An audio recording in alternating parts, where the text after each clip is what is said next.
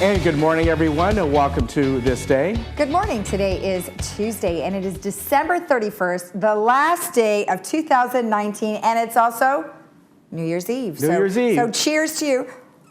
Oh, wait. wait. Oh, I had the wrong one. Wow. Okay, well, cheers to that, Ken. I had the wrong one. All right, well, who's on our show today? Well, we are going to bring you a segment from the Orange County Fire Authority all about safety and using outdoor and indoor cooking. And then Brilliant Smile is, we're going to have a segment with them. And Saddleback Emeritus, you know, you still have time to sign up. Their classes start in January. And you still got time for that. In fact, many of the classes you can sign up even after they start. And then we're going to bring you a segment with Kaiser Permanente, Dr. Felicia Wong. Excellent. Well, there are no meetings today, as we mentioned yesterday. In fact, they're not even scheduled until January 2nd. All right, so genuine champagne only comes from France's Champagne region. French law protects where and how it's made. With some exceptions, only champagne made according to set specifications and within the French region may label their wines using the term champagne. Now, Champagne, France is located northeast of Paris and provides ideal temperature and soil to produce the grapes required for champagne. Only 8 varieties of grapes are allowed production in the Champagne region, but primarily the 3 grapes used to create champagne are Chardonnay, Pinot Noir, and Pinot Meunier. I don't know how to say that quite right. Unlike other wines, champagne ferments in the bottle, allowing the vintner to trap the CO2 in the bottle. The bubbles give champagne its effervescence. While champagne can be pricey, if you're looking for a little pop on New Year's Eve, there are other varieties of sparkling wines available from Italy, California, and even the south of France. They offer a sparkle that won't put a fizzle in your pocketbook. Now, Prosecco is my choice, and it is made in Italy. Now, in the heart of Italy's lush Prosecco region, the La Marca Trevigiana zone grows the revered Glera grapes used to make this wine. With delicate golden straw color and lively effervescence, this Prosecco has aromas of fresh citrus, honey, and white flowers. The palate is fresh and clean with flavors of ripe lemon, green apple, and grapefruit framed by mineral undertones. So there you go. That is my favorite. Ken, cheers to 2019. Bye-bye, and bring on the roaring 20s. All right. I was saying earlier to you, before we went on, my favorite is actually from Napa, Gloria Ferrar, I think is absolutely fantastic. And man, I'm short enough, but I was really short there. But I love Gloria Ferrar, and it's excellent. Also up in Napa, you can have Domaine Chandon, which is the domestic version of Chandon out of France, reasonably priced. Out here in Temecula, Thornton is a great distiller of a sparkling wine, and just there's a lot of varieties out there, really good. Just, you know, the real ones that are like $1 or $2, I kind of stay away from those. But anyway, here we are. We just got the first week of 2020, which you know, begins tomorrow. We have an excellent week. We are, you know, maybe a little bit of clouds on Thursday. That's about it. As the bird, as the what's that? The red hawk goes by there. Now, look at those temperatures. That's going to go in all the way into next week, at least probably to Tuesday, where we're going to be the upper 60s to maybe hitting 71 degrees. So just absolutely beautiful weather. And what's really nice about this is, you know, sometimes in the first week of January, we'll be almost too hot. We'll be in the 80s, which I don't care for this time of the year. So I think this is just perfect, and we cool off at night, which is absolutely wonderful. Now, let's look around Orange County. And, you know, we have that wind that came up overnight, which as of yesterday morning when I gave you the weather, that was not in the forecast at all, but it was really strong. In fact, our wind gauge said it went up to 20-mile-an-hour gusts, which was higher than any one we had so far this year, even when we had the hot, dry Santa Ana winds. So it was windy last night. So if you're watching this in the morning, the winds will subside or have subsided, and we're just going to have a beautiful day. Here we are for our last day of 2019. Just beautiful weather. Now, of course, when we get these offshore winds, look at Palm Springs, 66 degrees. Look at our beach communities, 68 degrees. So there'll still be some winds out there, but nothing like we had overnight. Just a wonderful start to New Year's Eve, and go out and enjoy it. And we'll be back in just a moment.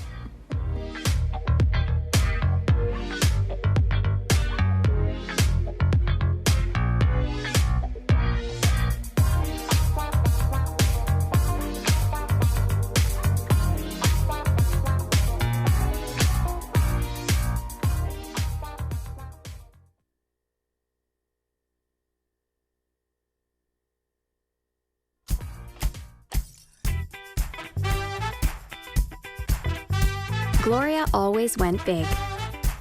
So we helped her plan a memorial service that no one would soon forget.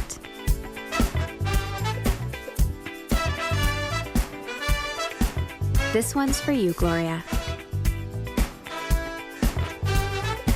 Only a Dignity Memorial professional can celebrate a life like no other. Find out how at dignityorangecounty.com. What's my passion? Finding balance with every dance move. The sound of the ukulele, the softness. My son's nonverbal, but when he does talk, I need to be able to hear him. Hear well, stay vital. Hearing loss is linked to increased risk of dementia, depression, falls, and isolation. Stay engaged and keep doing what you love. Check your hearing wellness every year. I run Fox News. Anyone outside is the enemy. We need to reclaim this country for the real Americans. Gretchen? Roger. I'm broadening my audience. Well, I hired you because you're a beauty queen. He's a bully. I will do anything to protect my people. I'm a multifaceted man.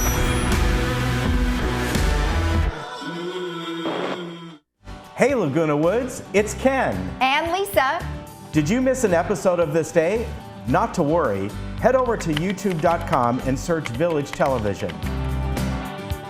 Here you can find each episode of This Day and other community programs such as Good Day OC, Discovering Laguna Woods, and much more.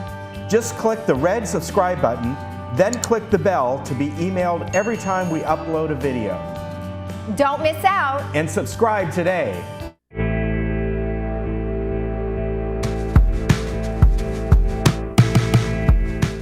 And welcome back. With me today is Alexa Pratt. She is the Community Relations and Education Specialist with the Orange County Fire Authority. And the reason that we're here at City Hall is because you just gave a presentation primarily on home safety, having a good escape plan, and also one of my favorite things to do is barbecue. So it's good to be with you today. Yeah, thanks for having me. Always happy to come to Laguna Woods and provide some safety information for the residents. And it's nice that you come out along with other folks from OCFA and the sheriffs and other communities to come right here to a city council, and you give a nice presentation for the folks. Yeah, always happy to do so. The more we can spread the word about being safe, hopefully the less we have to come out here in a real emergency. Yeah. Now, of course, home safety. You've been on our show many times. And home safety really encompasses so many different things, particularly for seniors, right? Yes, so what we try to tell them is remind them the top 3 causes of home fires, cooking obviously number 1, as well as heating safety, electrical safety, which includes dryers, cleaning out your lint trap, all those top causes of fires. Again, just a gentle reminder, we all know what to do, just to making sure that we're checking often, making sure we don't have those hazards in our home. Let's talk about cooking first. And, one of the things that happens to us as we get older, myself included, you get a little forgetful. And I've even been known to, like, I'll turn something down on the stove, I'll have a pot on top of it, and then I'll forget that, it's on low, and I'll come back 5 minutes later and go, oh, I meant to turn that off. But it can become a huge hazard if it gets beyond that. Yeah, cooking has no age discrimination, that's for sure. Always the pan left on the stove, whether that's a neighbor knocking, your phone starts ringing, you walk away for a few minutes, and before you know it, now there's a fire, or you forget to turn off the stove. So it's just being diligent, making sure that really you know what to do if that happens. We all get forgetful, we make mistakes, but it's making sure that doesn't lead to more injuries, that we cover the lid and turn it off. Easiest thing to do. We don't try and put water on it or walk away with your pan on fire. Now, speaking of that, if you do have a fire, something happens on the pan, a grease fire, I know the number one thing that people need to get are home fire extinguishers. They're very inexpensive, and they're easy to come by. But what type? Sometimes you go into the stores, and there's many different types. What's the one that's perfect for all purpose? The best all-purpose is an ABC fire extinguisher, which means it'll put out those 3 classes of fire. The A-type fire being wood, paper, normal combustibles. A Class B fire are flammable liquids, so like cooking, oil. And a Class C fire is electrical equipment, if your surge protector or extension cord were to catch on fire. So if you have an ABC fire extinguisher, it'll put out all of those causes of fire. Okay, now, I know that, like I said, you can find those, and sometimes you can find a 2-pack for $20, which I keep one in the kitchen, I keep one outside so if something happens to my barbecue, and we'll get to that in a minute, I can take care of that. They do come with expiration dates, and that should be noted, right? Yes, definitely. So extinguishers are typically good for about 5 to 7 years, and the expiration date is noted. Because even though it says it's still in the green, it's pressurized, it's that powder that over time clumps down at the bottom and won't be useful. So you really want to make sure. People get in the habit, oh, I bought a fire extinguisher, never had to use it. Well, it could be expired, so you want to make sure and check that out and get a new one if it is. Okay, just like your battery and your smoke detector. Right, exactly. Get those. Okay. You mentioned electrical, and one of the biggest problems over the years, you've talked about this many times. We've seen this, unfortunately, in the community, caused by the electrical cords, extension cords. Quite often they get pinched, they get under something, and people go out, they buy, especially you see at the holidays, these $1 extension cords, and that's certainly not, you don't want that for any reason. No, definitely not. Extension cords should be short-term use only. And if you were to use something long-term, a power strip, make sure that it is a surge protector and not just a normal extension cord. That way, if there's ever that surge in electricity, it'll automatically shut off and save you from a fire. Okay, and I know that's really important. It's something when I look for something that I make sure it has it in it, because there's certain areas around the house, especially older homes, you don't have as many outlets as the newer homes do, so that that comes in handy. But still, you make sure that they're not under any furniture, carpeting, or anything. Right, they're not pinched, they're not under any carpet, there's a lot of people walking on them, and if for any reason they start to come apart, the wires are exposed, you want to replace it right away. Okay, now what about homes having the GFIC breakers, or basically those outlets? Now, that's something that every home should have around anything that can get wet within the kitchen, bathroom, or something like that. But sometimes older homes, maybe they don't, right? Correct. That's a newer code. So the newer homes built prior to 2017 have that now installed. But if you don't, that's something definitely that you want to get an electrician to come out. Make sure you do have those safety precautions in place. Okay, that's very important too. Now, you've also talked about being safe around the home, falls and things like that. Now, that may not be a fire hazard, it may not be an electrical hazard, but if you fall, guess who you're going to call, right? And so you folks have often had campaigns on how to keep your home safe, right? Just in general. Yeah, just in general, we will come out and fall prevention, making sure no slip hazards, you have the proper railings in place. Also disaster preparedness, making sure you have those materials in place. We offer a variety of presentations and programs, and we're happy to come out. That's our job, helping out those residents in our communities. All right, now let's go on to people who should be prepared in case of any kind of an emergency. We hope that never happens, but it could. And getting your stuff together, having a plan, but really most importantly, having a plan of if you need to get out. Even if you forget a few important things, it's keeping yourself safe. Right. Most importantly, identifying ahead of time where are you going to go if you needed to leave. It could be a family member's house, a friend's house, having multiple ways out, and then those belongings that you're going to take with you. Making sure that you have a kit ready to go in case, in that split second you needed to leave your home. And I also know in our community, one of the things that our security chief, Tim Moy, suggests, and our disaster folks that help out with that, is on your refrigerator, you often list maybe medications you're using, emergency contacts. So if you unfortunately are passed out and you folks arrive, you can you look for that, and it's usually on the refrigerator. Yes, you can actually go to our website, ocfa.org, and there's a resident tab where you can actually download and print out a resident medical information form. And you can keep that on your refrigerator, somewhere visible, that, yes, exactly, lists any medications you're taking, allergies, any previous medical history. That way we know it and we can transport you with knowing the information in case you're not able to give it to us. Yeah, when you go on the website, obviously you can download this, but it even suggests like placing on your refrigerator or somewhere that if any kind of medical emergency happens, somebody needs to come in, even our own security, they'll look for that, right? Yes, and it's a great tool both ways. So we give you the best delivery possible if you're not able to give that to us, and especially for medications or any allergies. We know that stuff ahead of time. Okay, one more thing before we move on to grilling and barbecuing is that, I mentioned the smoke detectors, and most now have a lithium battery that lasts for about 10 years or so. I have mine dated, so I can look at them, and I actually have them dated 1 year less, so at 9 years I know to change them out. But you folks go out a lot of the times and help different communities put those in, right? Yes, we go out. We actually have a grant through KIDA, the smoke alarm company, and they provide us with 4,000 alarms every year.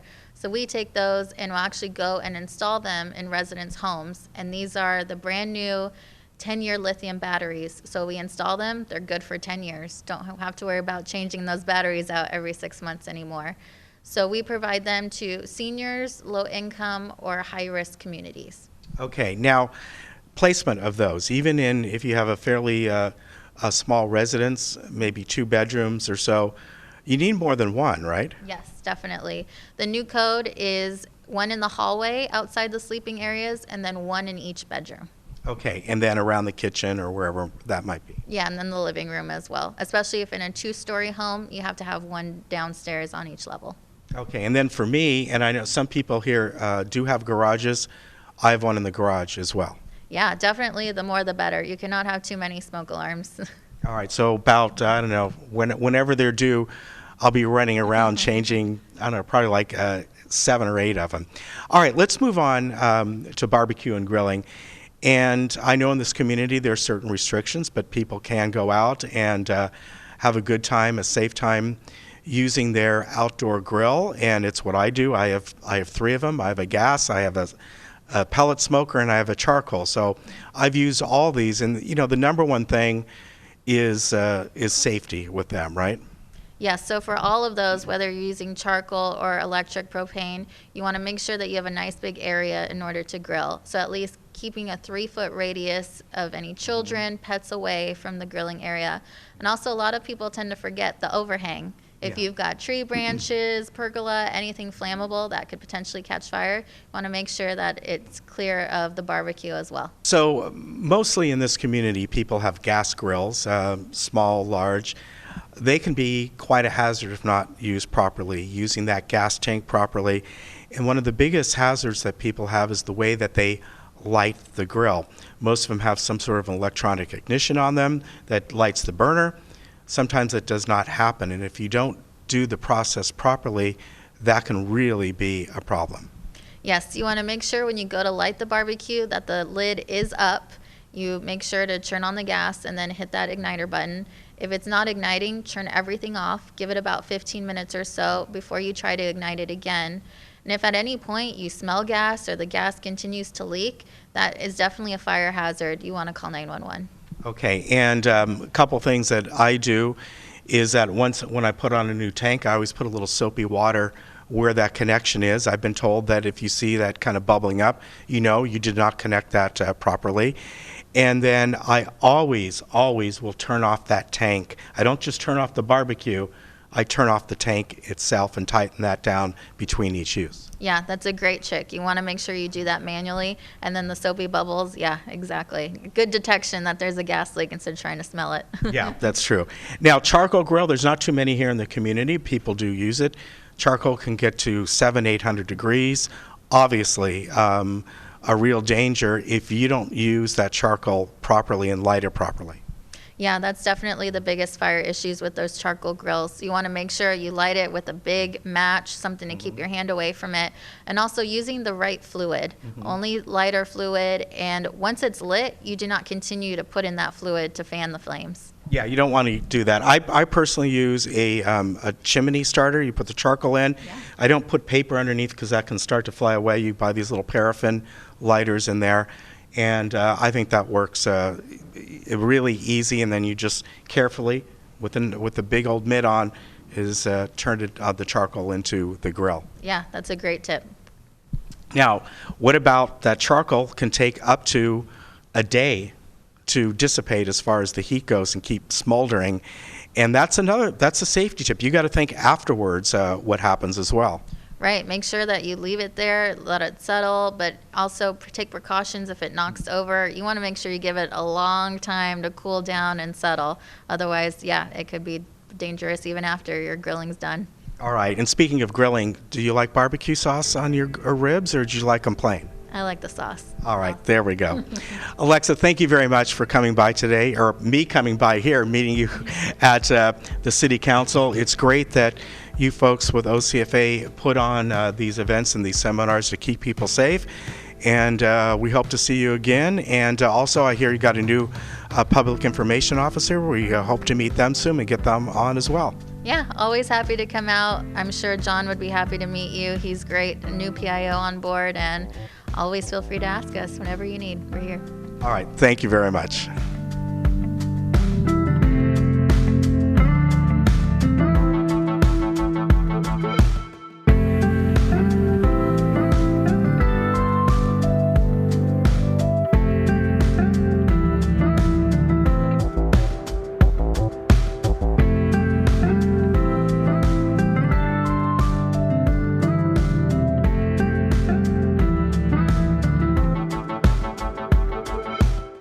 This is how we burger, brew, and queue.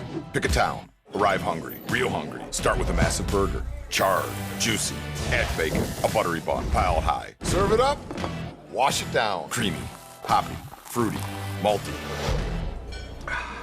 We're not done yet. Queue time, deep fried, sauce soaked, pork ribs, meaty, tender. I'm full. Where to next? All new Burgers, Brew, and Q. Tuesday at 9. Cooking Channel. Stay fired up. Welcome to Palm Terrace Healthcare and Rehabilitation Center. We are known in the community for compassionate and professional nursing care. Once our guests enter the road to recovery, our expert rehab therapy team rolls into action. Our goal is your comfort and your health. Please feel free to call us at 949-587-9000 or stop by and enjoy a personalized tour of Palm Terrace Healthcare and Rehabilitation Center. Envision, the eye doctor's #1 choice. We are a community of surgeons and optometrists dedicated to helping you live better by seeing better. We offer advanced lens options to fit your lifestyle. We also offer the latest in laser technology for cataract surgery. We are Envision, the eye doctor's #1 choice. With clear vision, all things are possible. To schedule your appointment, contact us at 866-599-2740. Dr. Yi-Wing Tong and Dr. Elaine Tong specialize in treating chronic pain and other disorders without drugs or surgery. Our therapy uses anesthetic injections to enhance acupuncture, curing disorders by restoring circulation and health. Most of our patients have tried all kinds of therapies without benefit, but obtained relief with their first treatment. Whether you are suffering from chronic pain, mental disorders, or simply wanting to maintain optimal health, we are here to help. Call today for your free phone consultation.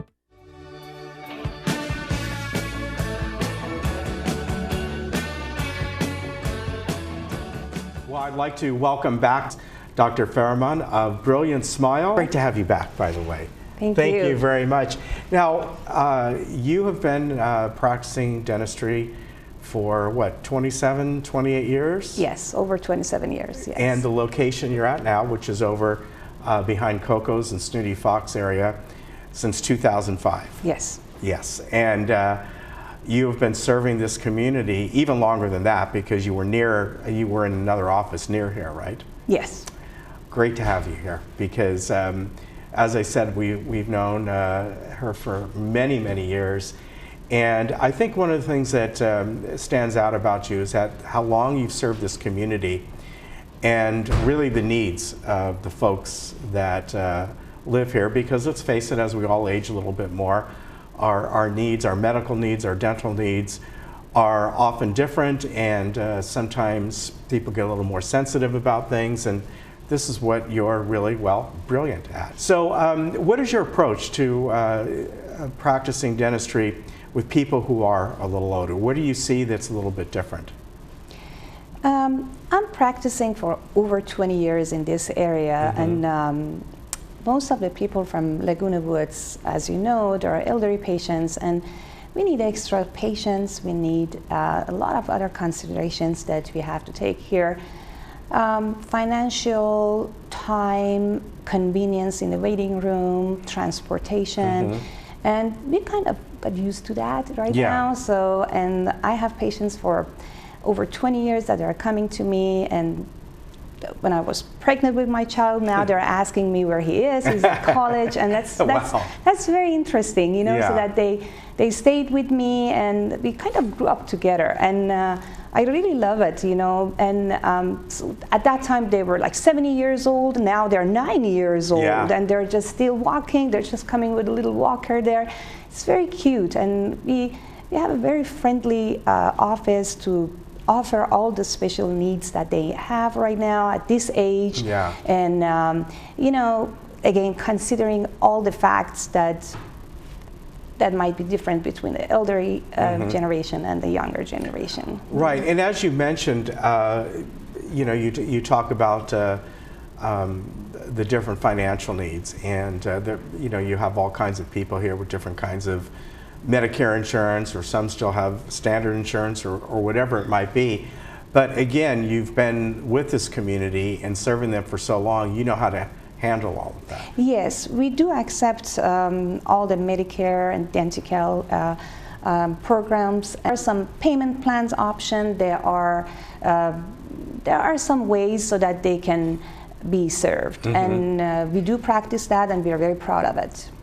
And your office really covers everything, right? Yes. From basic cleanings all the way up to dental implants. And you mentioned something before we started here, PRP? Yes, Did PRP. I get that? Yes. Yeah, what is that? Yes, platelet-rich plasma. And this is in addition to our office. I have all the equipments to do this extra procedure when I do surgical extractions or implant or sinus surgeries, sinus lift, and all this stuff. And what we do is we take patient's own blood and we separate the serum, and we take that part, which is the platelet-rich plasma, and at that time we can add this to any grafting or anything over the wound, so to make everything heal better and for greater prognosis and result. And it's really working. Patients, they have less swelling, they have less redness, less post-op infection or any problem later, and they really appreciate that. And this is included in our treatment, and there is no charge for that. It means any patient who requests that for any sinus surgery or implant surgery, we can include that and at no charge. And that works very well, and we have done it. And again, like you mentioned, the good thing about having all these procedures done under one roof means a lot to the elderly generation. Why? Because they don't want to be transferred from one office to the other office to do the lower part of the implant and then the top part of the implant. We do everything under one roof. And we are very proud of it. Well, I think that's convenient at any age. Yes. So just the basic daily care of people taking care of their teeth. We talked about this last time you were on. Yes. You talked about how electric toothbrushes and things like that, while they may be good, you find that most times people don't swap out the head of it very often because one, sometimes they're hard to find or they're costly.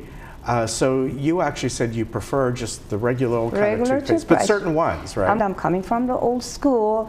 Use your normal toothbrush, but change it every 2 months. That's the key.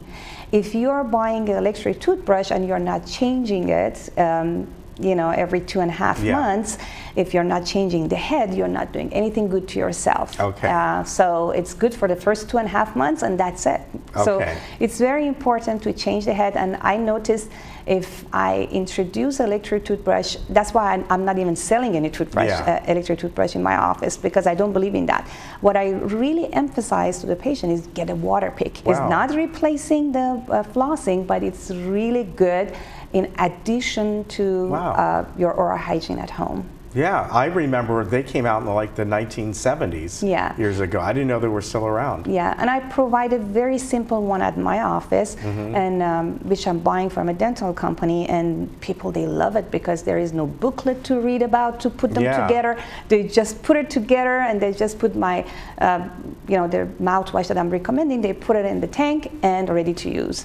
And it's really working. Yeah. Of course, I see the patients less because of that, because they have better gum. But as long as they're working, you know, that's the important thing. You know, the gum disease that we all kind of have in some way or form and grow up with that. And you know that the gum disease is leading to a lot of other disease, and you know, general health, like heart disease, you know, arthritis. There's a lot of studies that showing that a lot of diseases are related to the gum disease and the bacteria in the mouth that they need to be under control. Right. So that's why it's important to come and see you. Yeah. Now you mentioned just because you talked about it, sinus. You do sinus as well? We do sinus lift. Okay. What's a sinus lift? Sinus lift is when you have, let's say you have a bad tooth that needs to be extracted in the back, and it has been a long time, you have a lot of bone loss there, and so you don't have enough space for placing an implant, which is the shortest implant that you can do back there, so you don't have a space. Then you have to add some grafting there and you know, increase the thickness for placing an implant. So what we do, we open a window on the side, inside, and we just push some grafting in there and increase the height of the bone back there so that the implants can go in the same time actually in. And it's really working, and it's wonderful. And it's we call it sinus lift, and in that procedure specifically or especially we use the PRP because when you use the platelet-rich plasma right inside, mixing with the grafting down there, so that you have a better result. So people, they just come back with no swelling, no redness, no sign of post-op, you know, infection. Yeah. Now, just general people coming in just for general cleanings and that sort of thing. Still recommend every 6 months. Every 6 months, yeah. That's the, you know, my book. Every 6 months, and then we measure the pockets. If they have their periodontal disease, then they have to come more often. And if the periodontal disease is a little bit more advanced and the pockets are more than 6 millimeters, then we recommend deep cleaning first, conservative deep cleaning, and then if it's more than this and we see a lot of, you know, inflammation, or if it needs to have some periodontal surgery, we can do laser therapy too. I'm equipped with laser also. Okay. Yes, so with just laser depending machine. what someone needs. Yeah. And you remember, periodontal disease is not a curable disease. It's just maintainable. That's all. So once you have periodontal disease, you can just go higher in stages. You can never come back that much. You can maintain it right there. So we better maintain it. It's from stage 1 to 4, wherever we are, we better maintain it where we are. Okay. Now, for folks who would like to come over and see you, can they call your office and then from there kind of talk about what type of insurance they have, must have? Absolutely. Or not must have, but what they have and how it'll fit with you folks. Absolutely. I have a very friendly front office. Christina has been with me for years right now. She is my insurance coordinator, my manager, and she's very familiar with all the type of insurances that people in Laguna Woods might have. And call her and make an appointment. I have an associate doctor who is working for me 2 days a week, and we are a good team with 3 professional assistants in the back, and large office with massage and spa chairs, and very good, very good. You will like it. Just please come and just enjoy that and see the difference. Okay. And have a brilliant smile. And have a brilliant smile. And for more information, you can go online. And if you're going to do a search, put Brilliant Smile Laguna Hills, because that way that'll come up. And as we said, you're over by Coco's and Snooty Fox in that area. Next to the lighting gallery, yes. Yeah, and very close by. And they can give you a call and set something up. And it's great to see you. Yeah, thank you. You take care. Thank you for having me. And we'll be right back.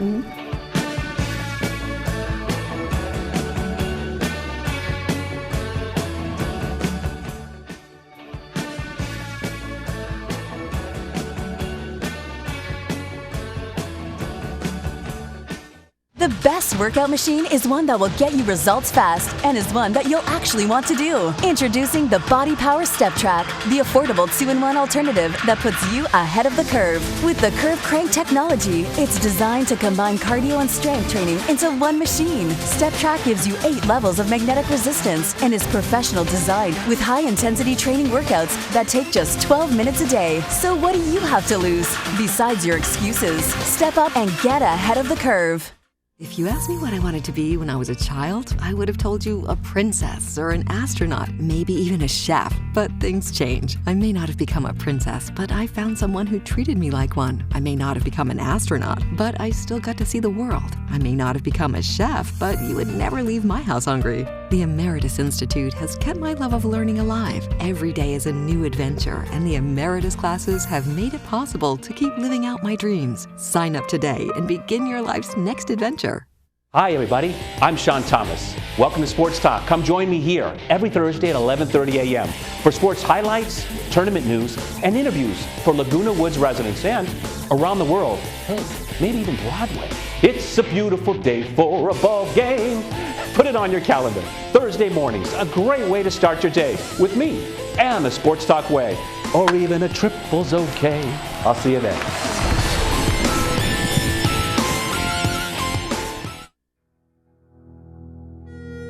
This isn't just a pastime. It's a passion. The thrill and camaraderie brought him joy. When his family wanted a special way to honor his memory, we knew the perfect way to say goodbye.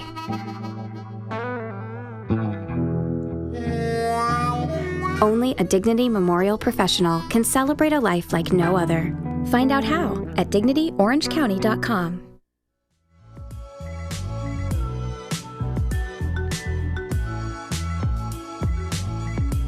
Welcome back. Well, we have tons of beautiful samples here from a class that's taught at the Emeritus by Lisa Elston, and it is called Wearable Art. So it's part of the fashion, category, as you can see here. Great stuff. So why don't you tell me, first of all, a little bit about your background? Well, I started teaching with Emeritus in 2017.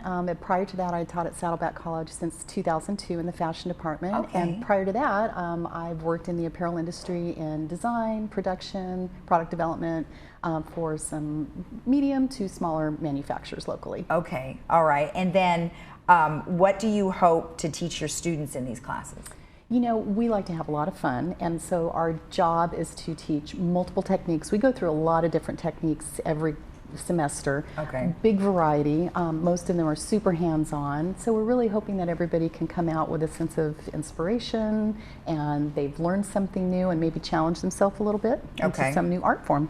And what would you say the, I guess, would the average student already have fashion knowledge, or do you get a lot of folks that don't know anything about it? We get a huge mixed bag. We get people who are better than me at things, who teach me things, and then we have people who, you know, come and say, I've never done this before, and I'm totally learning something new. So we just get a great combination of people, and people learn from each other in class, which is really cool. I was going to say, if you have somebody that has an experience in one thing, they can assist you, right? Yeah, absolutely. Yeah. Okay. All right. Well, good. Well, let's talk a little bit about some of the things that we see here. Well, first of all, I'm wearing This is buttons. This is so cute. So tell me what you do here. So those are fabric covered buttons. We use a really simple little fabric covered button kit, and we add beads, we add a little elastic, and super easy, super fun, very instant gratification on that one. Oh yeah, well you wonder, because I look at buttons and I'm like, when am I ever going to use that button? Yeah. But now you made something super cute. That's It's adorable. very fun. Yeah, and everybody makes multiples of them, which is really neat. Oh yeah. Now do you well, and then you have this one too. So we have a couple different kinds. And what does this one have on it? So those are vintage shank buttons, they're called, and those are hand sewn onto elastic band. It's so easy. Oh, I love and it. We usually, when everybody makes one, they make about 20 after that, because they just get so involved in it. Well, and like you said, you're recycling stuff, and so you're using absolutely. things you may not use otherwise, because I just can't find the clothing that the buttons went to. Exactly. So that is such a great idea. So upcycle. this is just one of the many things. One of the many, yes. Okay, and I can't believe you've made this, and this, all from this. I can't, how do you do that? So that was a recent project that we just did in our current class, but we're always evolving these projects to do other things. This is a sewing project, so we actually used a combination of variegated threads.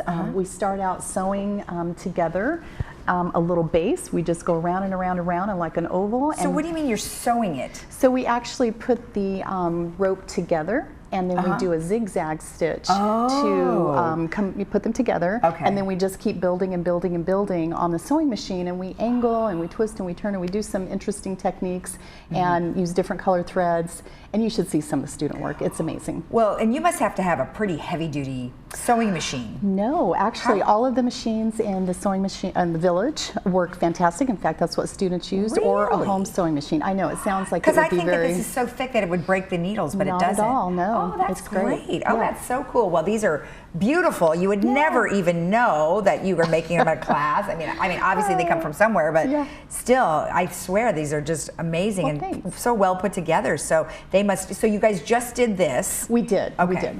So this was one of the projects that you were doing, and then what about this? This is awfully pretty. So this is something that we've done in the past, but we almost always every semester incorporate some sort of upcycle, where we're upcycling a garment in your closet, something you found at a thrift store, and in this particular project we added embroidery to an existing, and it's been so hot lately in fashion to have embroidered anything. Right. So well, unless you put some shorts on.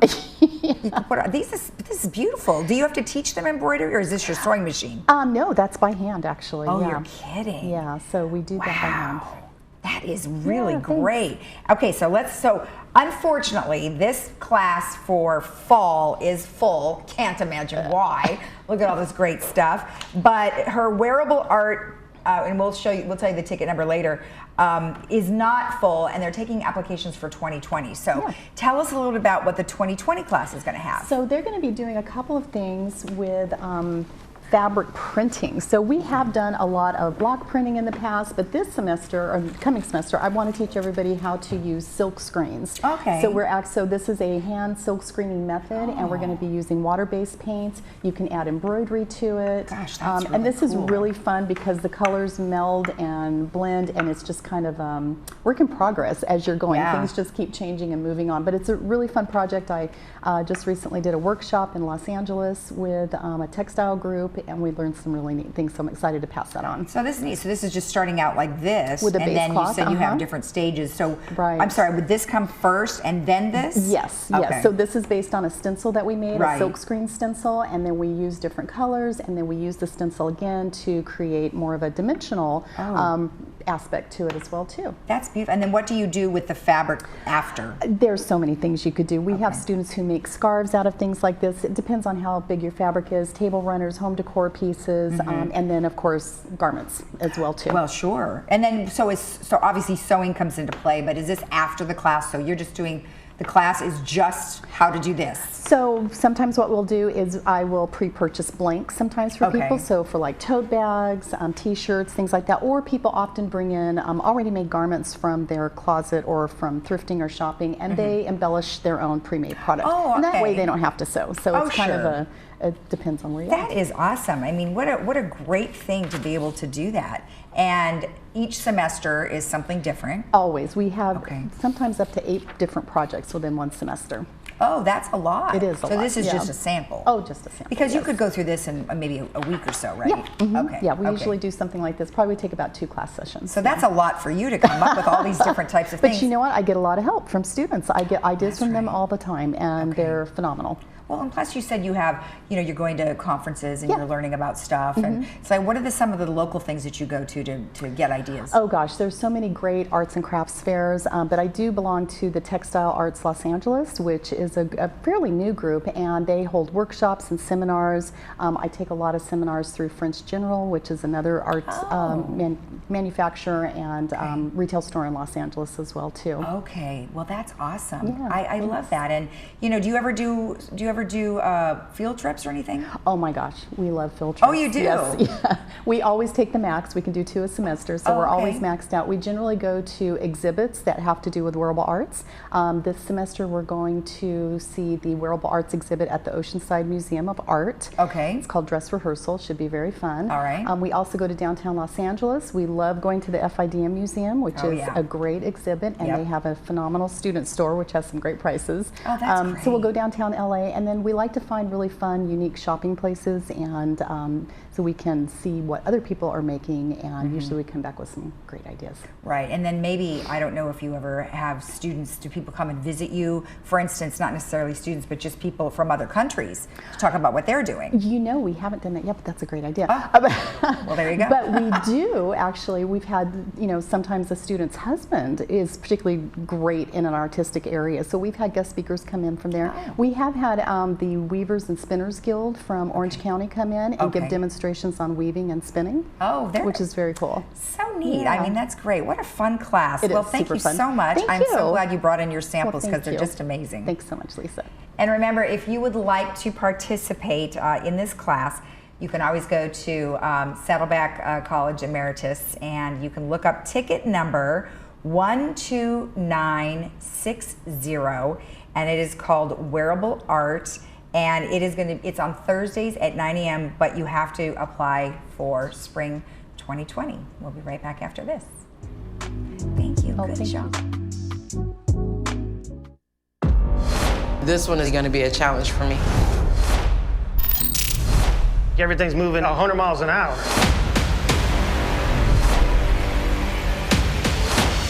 This is your worst nightmare.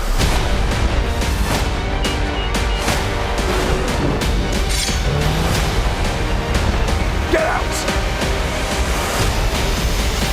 Please, bring your dish forward. MasterChef. Wednesdays are watch anytime on demand or Fox Now.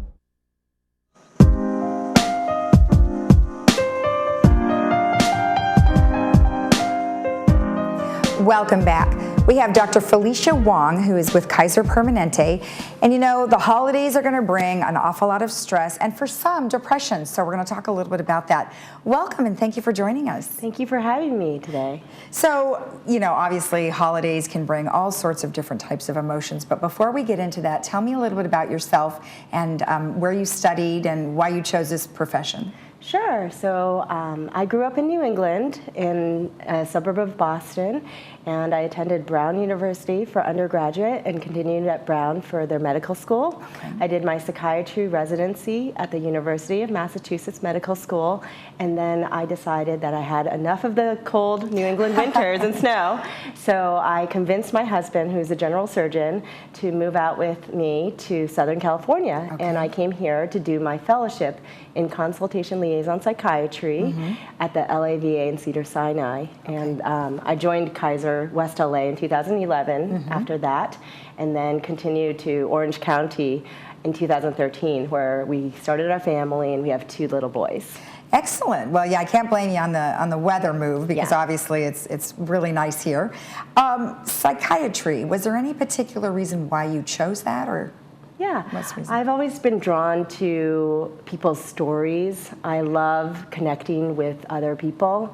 And when I was in medical school, through all my rotations, whether it was primary care or hospital rotations, I always felt most drawn to the person's story, and whether they were struggling with a chronic illness, back pain, I felt that there was an important component of emotional suffering or distress, whether it's depression, anxiety, or very appropriate demoralization.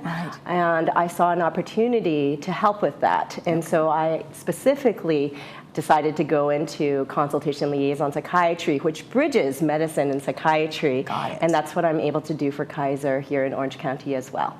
That's great. And like I mentioned, the holidays in particular can bring on an awful lot of changes emotionally.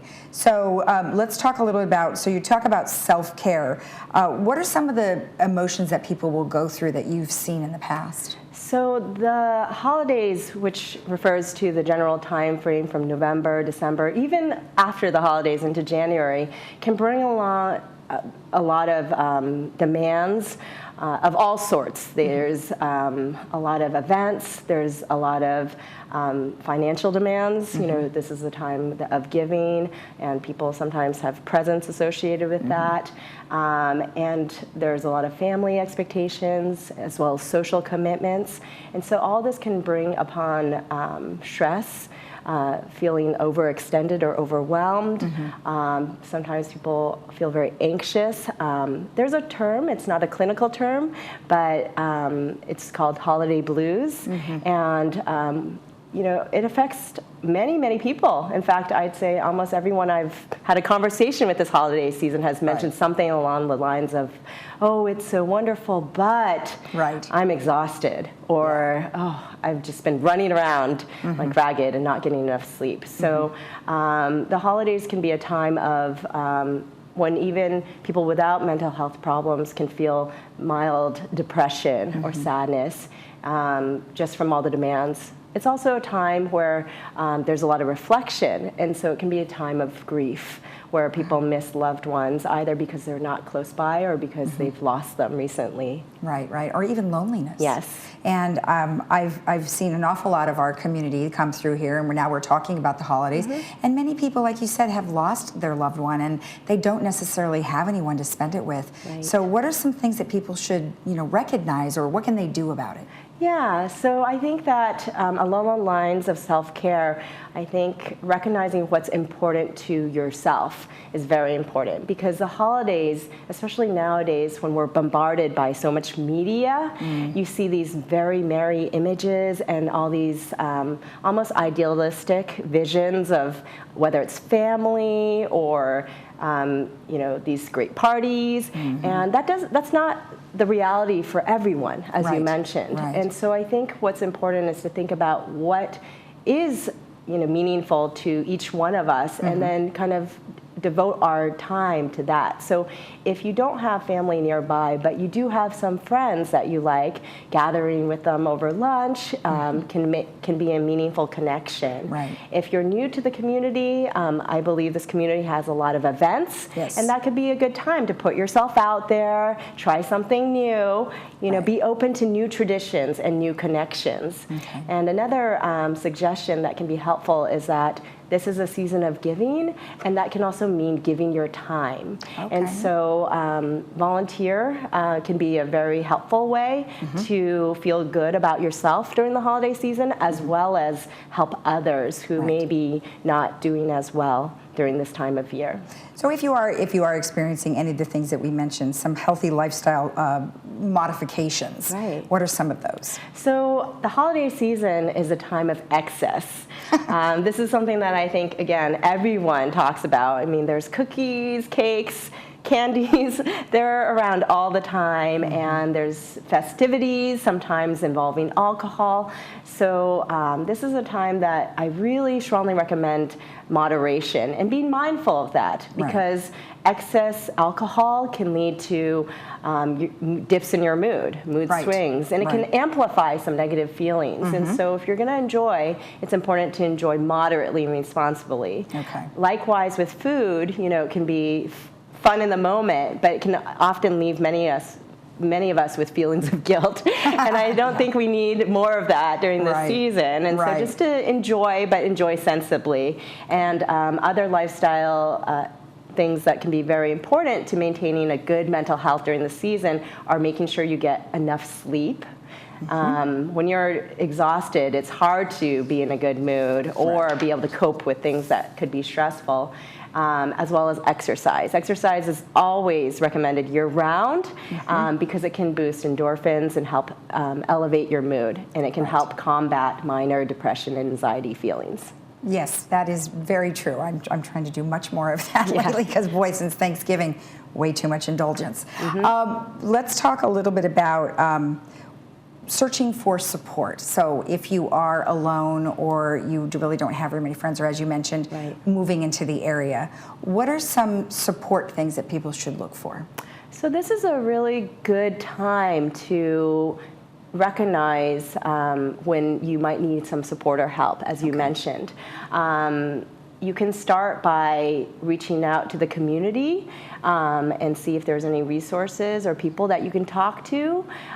If your feelings of sadness or stress are starting to impair your daily functioning, like you're finding it difficult to get out of bed, you're finding it difficult to do what you need to do, then I think it's time to seek higher level of help. And you can do that by calling your primary care provider if you have one, because I know not everyone is linked in with mental health, and sometimes your primary care provider can help you, direct you to the resources that could be helpful. I think therapy is a wonderful option because even if you don't consider yourself to have persistent mental health concerns, it can be helpful to talk to someone and talk to someone that doesn't know you, is not in your social circle, who can just kind of listen to your concerns and support you through a difficult time. And then, of course, there's psychiatrists like myself, and we're all here and ready to help during the season. And there's all sorts of psychiatrists, ranging from urgent emergency support services to outpatient providers who can see you with an appointment. Perfect. Well, gosh, thank you so much for all the information. You're welcome. And happy holidays. Happy holidays to you. And remember, if you want any information about what we've just discussed, you can always go to kp.org/Orange County. We'll be right back.